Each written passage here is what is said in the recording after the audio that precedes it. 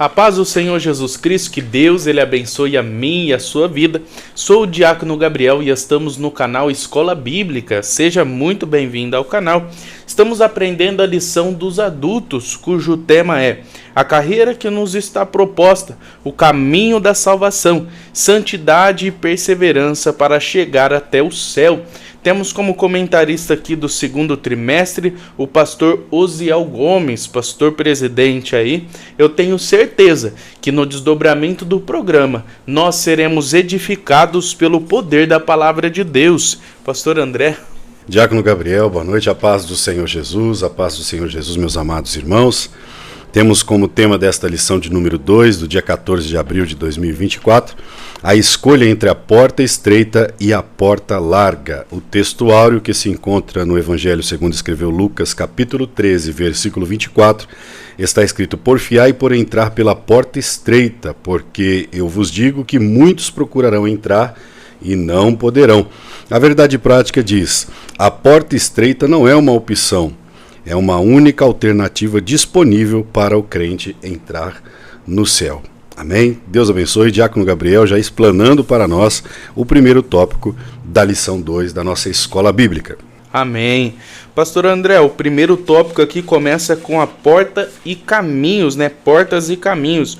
O primeiro subtópico vai falar a porta estreita. A primeira coisa que precisamos de entender e saber, né?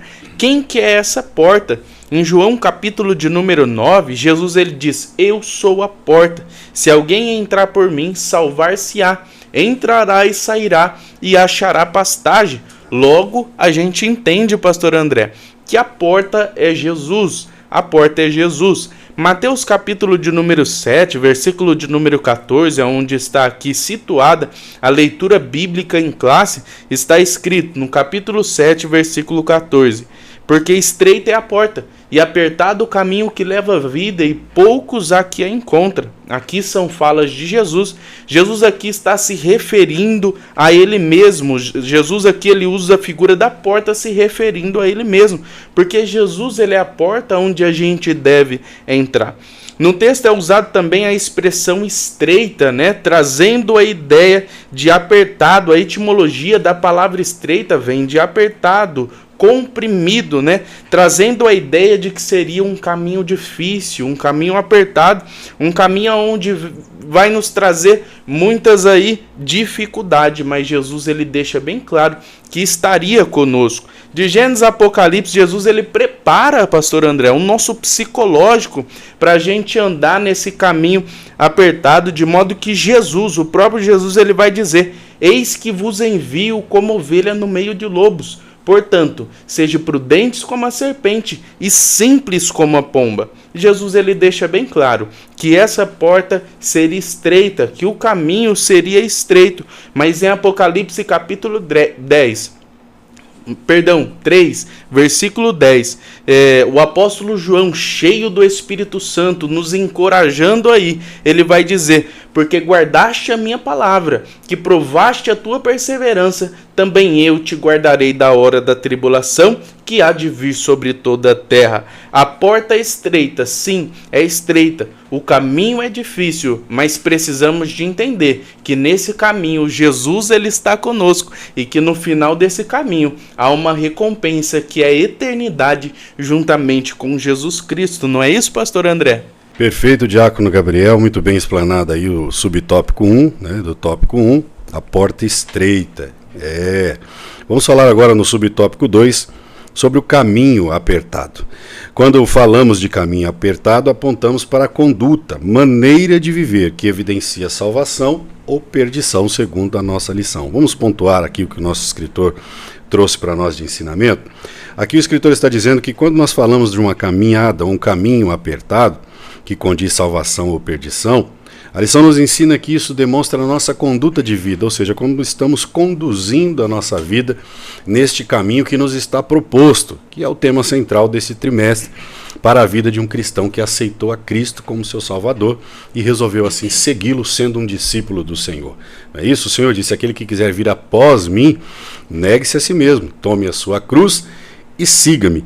E falando de conduta de vida, de como nos conduzir no caminho, eu trago uma referência aqui de Efésios capítulo 5 e o versículo 15, ao qual a palavra de Deus vai dizer através do apóstolo Paulo: veja prudentemente como andeis, não como necios ou loucos, mas como sábios. Ou seja, a maneira como nos comportamos no nosso dia a dia, nossa conduta de vida diária, está de acordo com os padrões de Deus? É a pergunta que o Senhor nos faz nesta aula. Então observamos que o caminho apertado é uma forma e uma conduta de caminhar, de viver da nossa vida diária, familiar, enfim, como cristão, no nosso meio e na nossa convivência com o semelhante. Louvado seja Deus. Um pouco mais embaixo a lição vai dizer, assim o caminho apertado é o que leva à prática os ensinamentos de Jesus de modo bem concreto. Amar os inimigos, não praticar a hipocrisia, acumular tesouros, ou seja, começa a se listar aqui muitos adjetivos de conduta da nossa vida. Mateus capítulo 5, do versículo 39 em diante, se a lição nos ensina que o caminho apertado é o que nos leva à prática dos ensinamentos de Jesus, precisamos entender que neste caminho estamos calçados no Evangelho da Paz, ou seja, estamos conduzindo a nossa vida segundo o Evangelho, segundo a nossa palavra, que trouxe-nos o Senhor uma nova aliança no seu sangue. A partir do Novo Testamento, do Evangelho que veio cumprir a lei, o nosso Senhor, a Igreja de Cristo, plantada pelo Senhor na terra, ela anda pelo Evangelho, que é o caminho que conduzirá à vida eterna. O Salmo 119 e o verso 115 vai dizer: lâmpada para os meus pés é a tua palavra, luz para o meu caminho. É por este caminho que nós devemos conduzir a nossa vida se quisermos chegar à vida eterna, ou seja, pela palavra de Deus. Olha só lá em Mateus capítulo 5, do 39 diante, no sermão, o próprio Senhor ele vai dizer, como é essa nossa conduta diária de vida? É a conduta onde nós abrimos mão de muitas coisas. Lá, inclusive, no versículo 39, vai dizer: se alguém lhe ferir o lado direito da face, dê o outro lado. Ora, vejamos, não é fácil, Diácono Gabriel? Vai dizer: se alguém te obrigar a andar 1 milha, ande 2.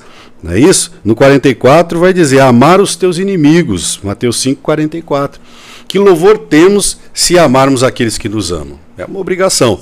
Mas se amarmos aqueles que nos maltratam, aí há louvor, aí há honra. É por este caminho que o Senhor começa a formar os discípulos que vão entrar no céu, o povo escolhido de boas obras. Amém? Eu passo o terceiro subtópico ao nosso amado Diácono Gabriel. Glória a Deus, pastor André. O primeiro subtópico aqui falou a respeito da porta estreita. O segundo subtópico, o caminho apertado.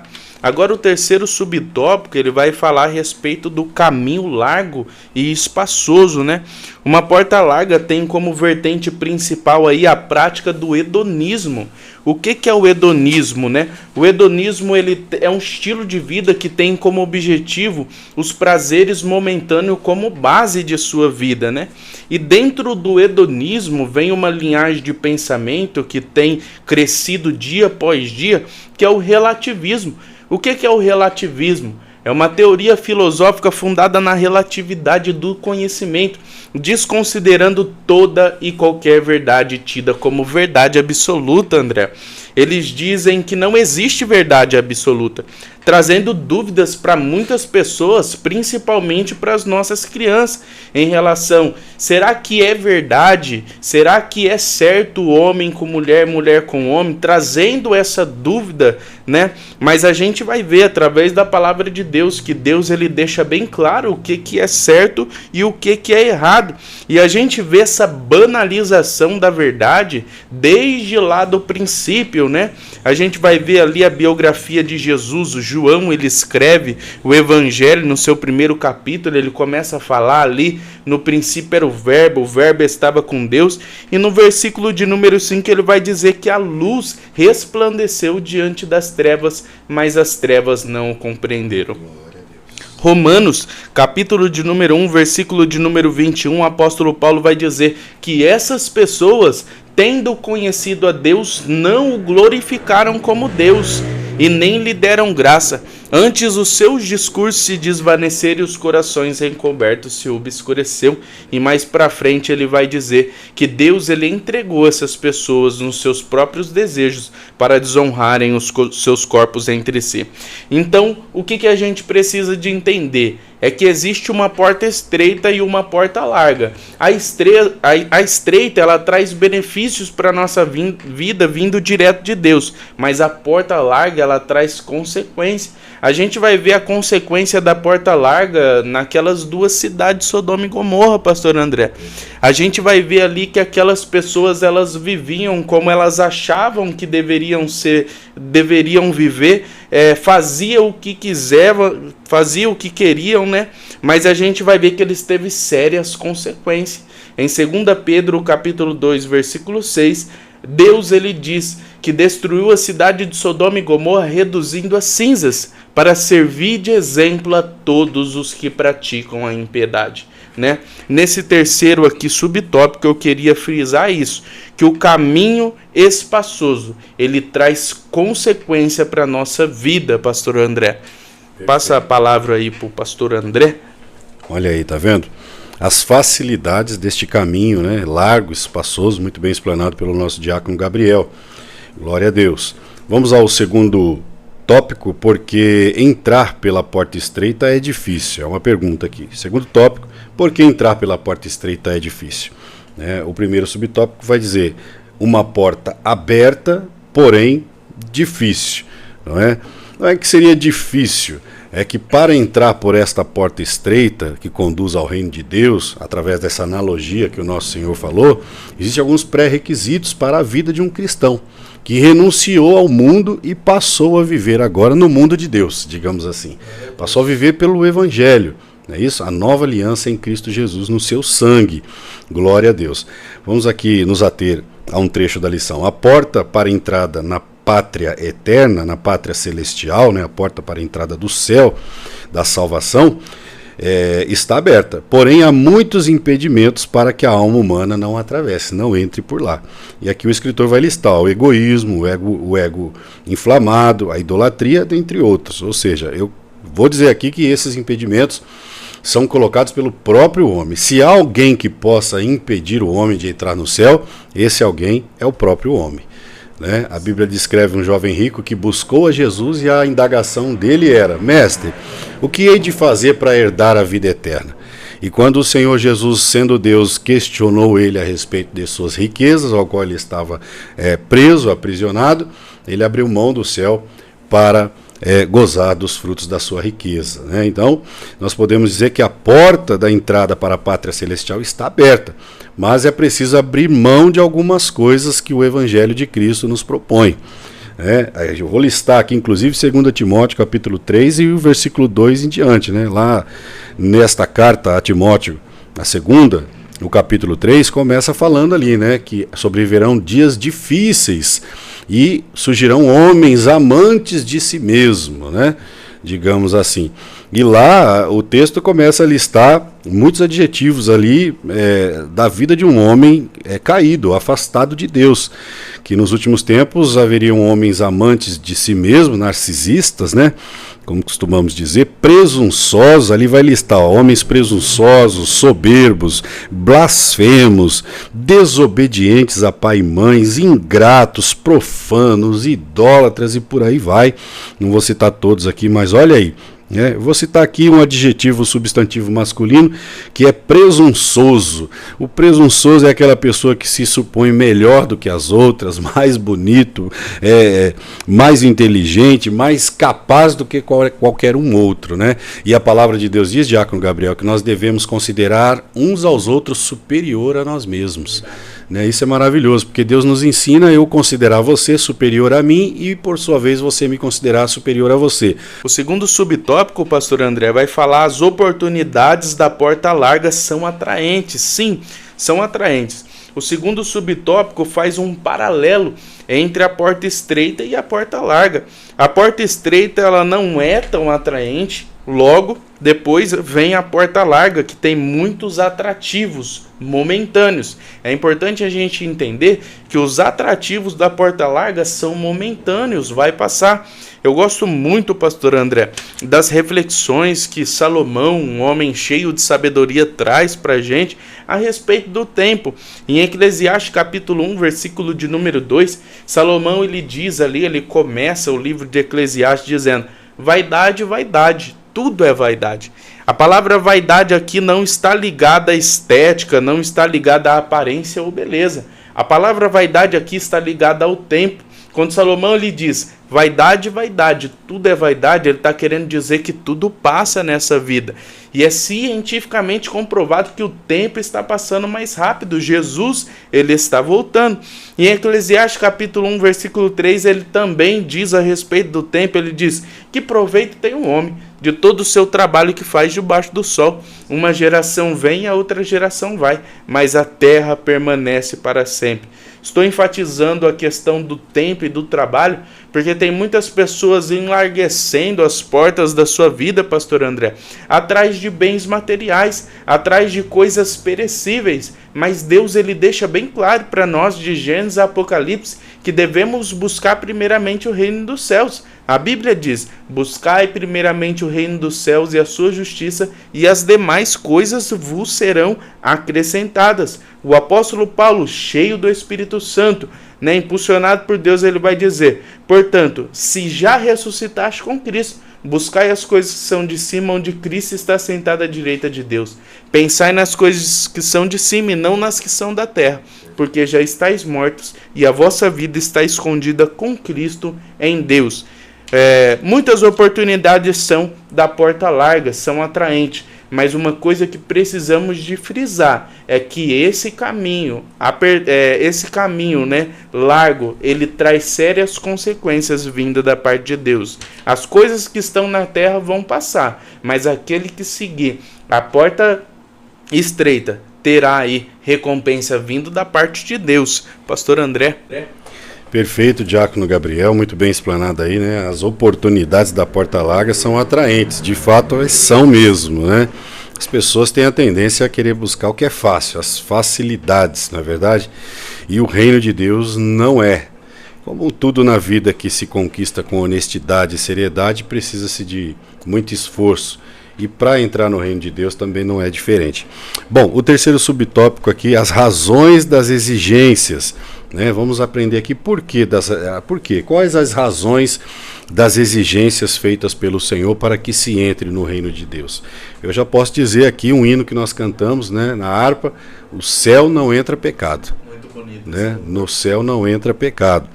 Somos da Assembleia de Deus e temos como regra de fé e prática, a palavra de Deus, a Bíblia Sagrada, e entoamos os hinos da harpa. Então, quais as razões das exigências, E aqui é um paralelo entre porta larga e caminho espaçoso, porta estreita e caminho apertado. Olha aqui o que a lição diz: diferentemente da porta larga e do caminho espaçoso, a porta estreita e o caminho apertado requerem uma transformação interior, primeiro; segundo, uma decisão pessoal; e terceiro, uma disposição em seguir na contramão da maioria. Vamos listar esses três aqui, vamos aprender? Então, fez-se aqui uma comparação entre os dois caminhos. Diferente da porta larga e do caminho espaçoso, a porta estreita e o caminho apertado requer do cristão, primeiro, uma transformação interior; segundo, uma decisão pessoal; e terceiro, uma disposição em seguir na contramão. Vamos entender o primeiro? Falando de transformação interior, eu trago a referência aqui de Romanos capítulo 12, e o versículo 2, que diz: transformai-vos na renovação do vosso entendimento, para que possa então provar qual seja a boa, perfeita e agradável vontade do Senhor. Olha o que Deus disse: nós devemos primeiro transformar e segundo renovar. O que? É o estilo de vida. A conduta que andávamos antes de aceitar a Cristo era uma. A partir do momento que entregamos a vida a Cristo é outra. lá na primeira lição, o Senhor teve um encontro com Nicodemos no capítulo 3 de João. Quando Nicodemos vai, que era um fariseu, conhecedor da lei, do judaísmo, ele vai dizer: Senhor, sabemos que o Senhor é mestre, vindo de Deus, porque ninguém faz os sinais que o Senhor faz, se não assim fosse. E o Senhor já vai dizer para ele: olha, necessário é nascer de novo, né? É necessário nascer de novo. Por que o Senhor disse para ele que era necessário nascer de novo? Porque uma nova vida com Cristo requer de nós uma transformação, que primeiro nasce do nosso interior, das nossas concepções de vida, das nossas ideias de vida. Então, se uma pessoa era pagã, adorava deuses e tinha como regra de fé e prática na sua vida adorar imagens e tudo isso, a pessoa vai ter que deixar, porque o evangelho da salvação é um evangelho de renúncia, digamos assim. Então, primeiro, uma transformação interior. Segundo, uma decisão pessoal, ou seja, é posicional. Eu trago aqui a referência de Mateus capítulo 10, versículo 32, que diz: quem me confessar diante dos homens, eu também o confessarei diante do meu Pai que está nos céus. Olha aí. Então, primeiro, uma transformação interior. Segundo, uma decisão pessoal. A pessoa ouviu o evangelho, ela não é obrigada, mas o Espírito Santo faz entender, a ajuda, e ela vai tomar uma decisão de confessar o Senhor. Por isso que Mateus 10,32, o Senhor diz: quem me confessar diante dos homens, quem me aceitar, quem entender o evangelho, decidir seguir e andar pelo evangelho, eu o confessarei diante do meu Pai. Ou seja, Pai, este é seu, está salvo, porque é meu discípulo, me obedece. Escreve o nome dele aí no livro da vida. Louvado seja Deus.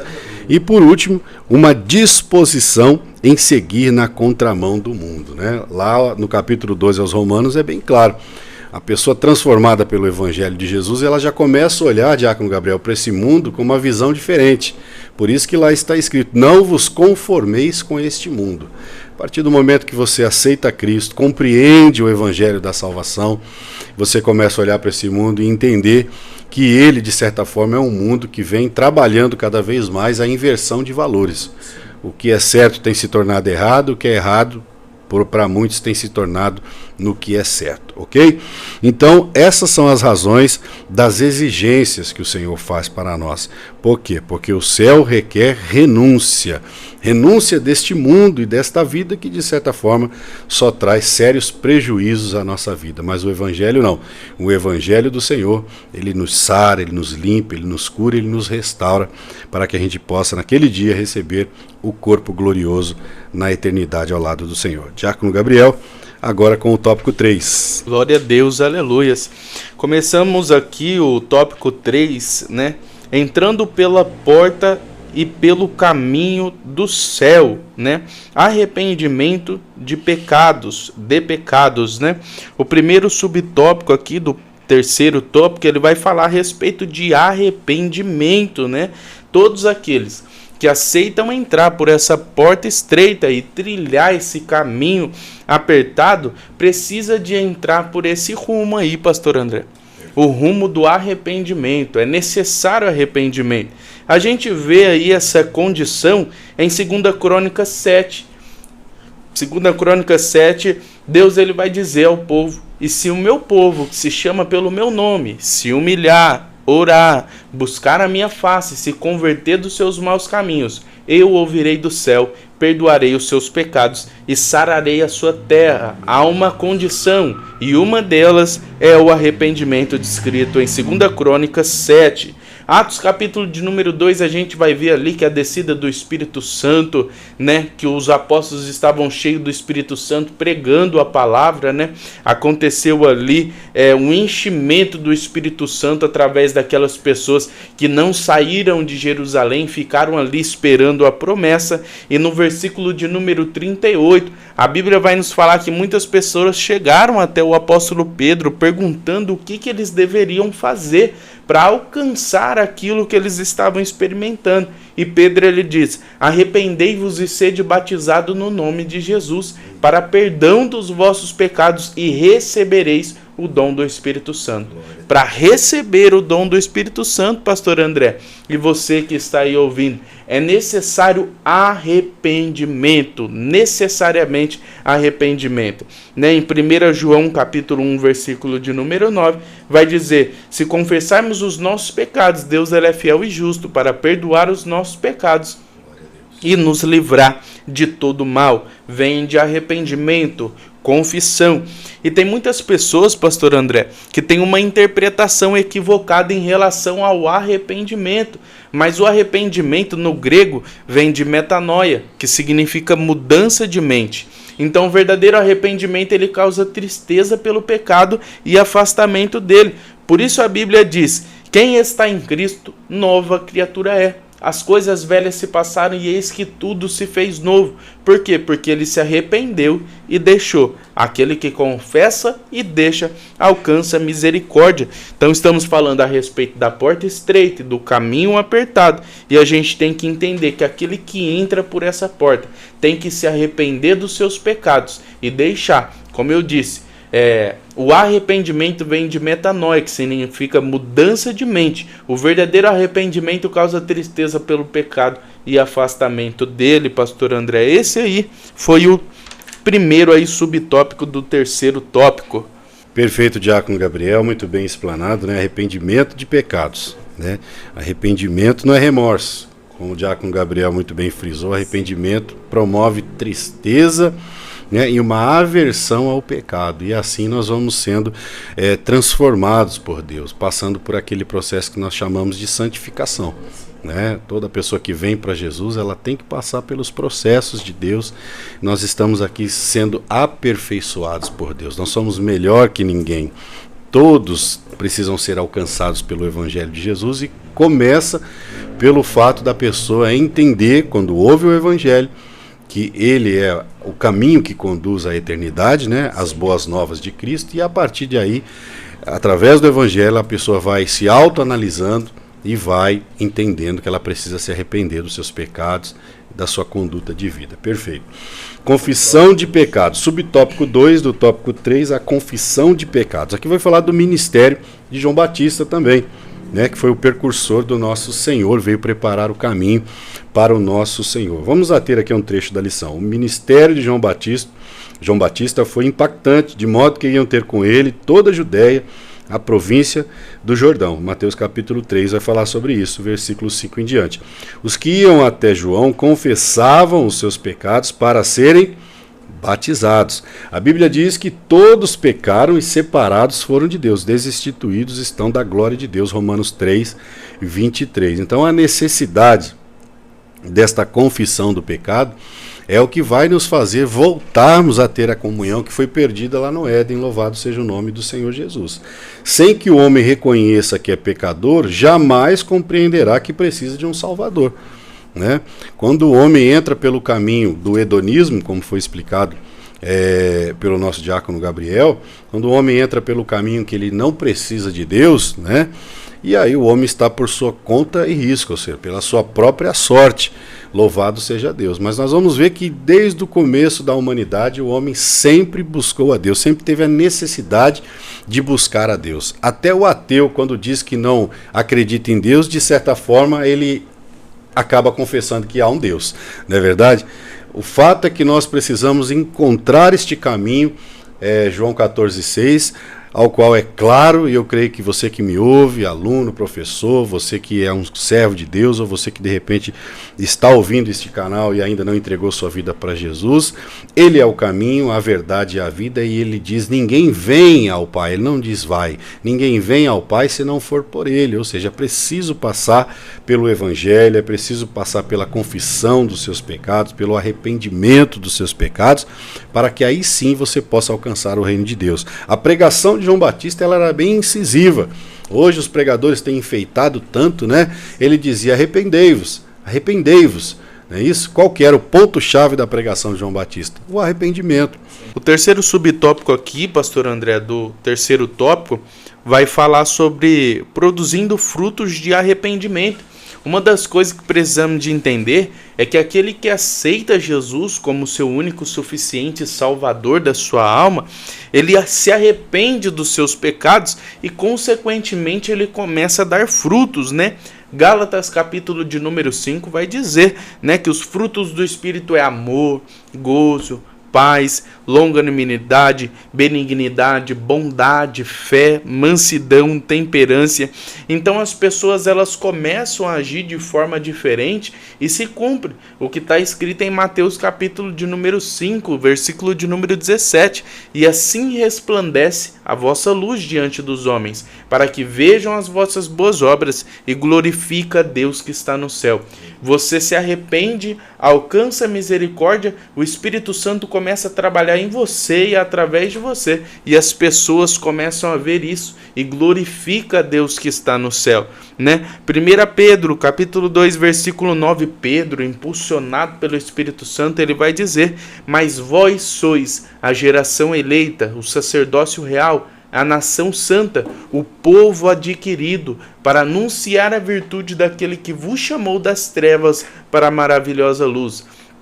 Obviamente, Pedro aqui está se dirigindo aos judeus, mas pode, de qualquer forma, aí estar aplicando a nossa vida, porque Deus ele nos tirou das trevas para a maravilhosa luz, a fim de que nós venhamos fazer discípulo. O próprio Deus ele vai dizer, e de fazer discípulo. Jesus ele disse isso. Marcos capítulo de número 16, né, pastor André? Jesus ali ele dá a incumbência, a responsabilidade, o dever, a obrigação a todos: ide e pregai o evangelho a toda criatura. Então aquele que se arrepende dos seus pecados, ele passa obviamente a começar a dar frutos, pastor André. Pastor André ele vai fazer a conclusão. Que subtópico 3 maravilhoso, né? Produzindo frutos de arrependimento. De fato, o céu é o final dessa jornada. Mas uma vida entregue de fato a Jesus aqui, com certeza nós vemos, nós aqui somos frutos da mudança que o Senhor Jesus fez em nossas vidas através do seu evangelho, da sua santa palavra. De fato, quem entrega a vida a Cristo produz bons frutos e glorifica a Deus através das suas vidas aqui. Você pode, apesar do céu não ser aqui, desfrutar um pouquinho dele na sua vida, na sua casa, no seu casamento, na sua família, se de fato entregar esse caminho aqui nessa terra ao Senhor Jesus. Que coisa linda esse tópico aí. No momento em que se inicia a jornada com Cristo, o cristão deve ter a consciência de que escolheu o caminho estreito, a porta apertada, para trilhar o caminho para o céu. Isso significa que precisamos renunciar aos nossos pensamentos, desejos, para que Cristo apareça. Segundo aos Coríntios 5,17, a referência aqui da conclusão, que eu gosto muito, me ajudou na minha conversão: eis que se alguém está em Cristo, é presente, nova criatura é, as coisas velhas se passaram e tudo passa a ser novo, uma nova vida, um novo nascimento. Com dificuldades? Sim, mas não se esqueça, o Senhor Jesus, o Pai, o Filho e o Espírito Santo, como foi na primeira lição, na primeira aula, está conosco nesta caminhada em Cristo Jesus. Amém? Que Deus abençoe a todos em Cristo Jesus. Deus abençoe a todos. Fico muito feliz de estar ensinando você e também aprendendo. Todos nós aqui somos eternos aprendizes, né, pastor André? Se você gostou desse vídeo, se inscreva no canal. Aqui a gente vai estar sempre aí ensinando a escola bíblica dos adultos, né? E eu tenho certeza que Deus ele vai sempre estar falando comigo e com você. Se inscreva no canal, ative o sininho, dá o seu like, porque você dando o seu like o YouTube entende que você está gostando do vídeo e indica para mais pessoas. Abençoe aí o nosso canal e eu tenho certeza que Deus ele vai abençoar a sua vida. Fique com Deus e até mais.